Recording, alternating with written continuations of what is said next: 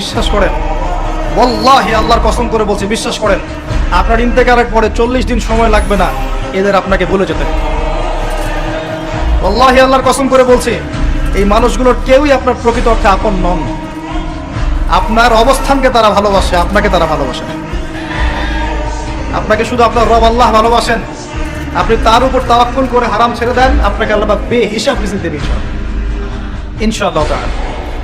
মানুষ মানুষের অবস্থানকে মূল্যায়ন করে, আপনার পরে তারা আপনাকে মনে রাখবে না।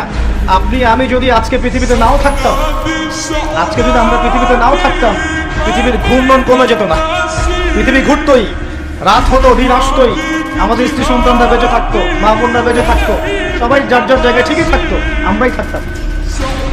এটাই বাস্তবতা, এটাই দুনিয়ার নির্মম বাস্তবতা। তাহলে এই দুনিয়ার সংক্ষিপ্ত জীবনে কাদের কথা চিন্তা করে আপনি আল্লাহর অবাধ্যতা করছেন? কাদের কথা চিন্তা করেন? স্ত্রী সন্তান পরিবার পরিজন ছেড়ে দেন, আল্লাহর ওয়াস্তে হারাম ছেড়ে দেন, হালালে চলে আসে। আমরা ইসলাম নিয়ে অনেক বড় বড় কথা বলি, কিন্তু সবচেয়ে বড় কথাটা হচ্ছে এই আয়াতটা যেটা আমি তেলাওয়াত করতে যাচ্ছি। ইয়া আইয়ুহাল্লাযীনা আমানু, হে মুমিনগণ, আলাইকুম আনফুসাকুম, তোমরা নিজেরা আগে নিজেদের নফসটাকে ঠিক করো, নিজেরা ভালো হও, পরের দিকে আঙ্গুল পরে উঠাও। নিজেরা ঠিক হও, নিজে আগে জ্ঞান অর্জন করি, নিজে আগে আমল করি, নিজে আগে হালাল খাই, নিজে পরিবার ঠিক করি, নিজে আমি দ্বীন ইসলামের জন্য ক্ষুদ্র পরিসরে কিছু করার চেষ্টা করি, অন্যের ভুলের দিকে আঙ্গুল পরে উঠাই।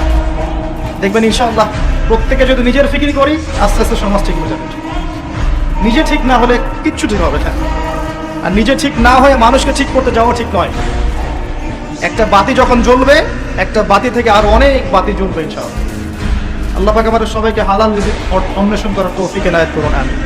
যাদের হালাল রিজিকের সমস্যা আছে, আল্লাহ পাক যেন বেহিসাব রিজিকের ব্যবস্থা করে দেন, আমিন। আপনার আমার সম্পদ সুদের মধ্য দিয়ে লুটে নেওয়া হয়েছে, সম্পদ পেপার মানির মধ্য দিয়েও সাক করা হয়েছে। পৃথিবীর একটা অংশ দিন দিন ধনী হয়েছে, আর একটা অংশ ডে বাই ডে প্রপার্টি ডিস্ট্রিবিউশনের মধ্যে চলে গেছে। এগুলো বুঝতে আরো সময় লাগবে, আরো দিন যেতে দেন, 5 বছর 10 বছর যাক, আপনারা নিজেরাই বুঝতে পারবেন ইনশাআল্লাহ। বিষয়টা হচ্ছে যে এগুলো ভবিষ্যৎবাণী নয়, এগুলো বর্তমান।